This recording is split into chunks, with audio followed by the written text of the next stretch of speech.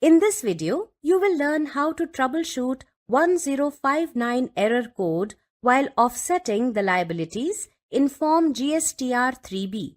Assuming that you have already saved the details and now you want to offset the liabilities.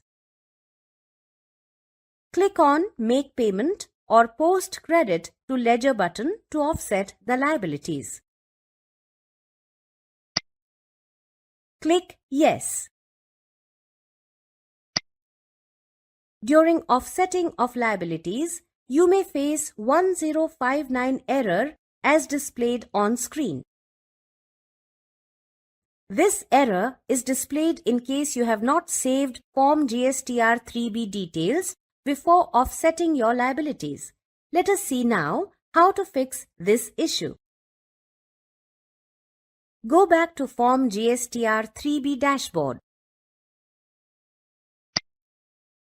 Click Save GSTR 3B to save the data.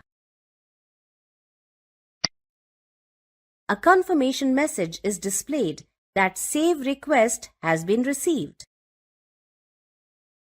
Once you have saved the data, click on Proceed to Payment.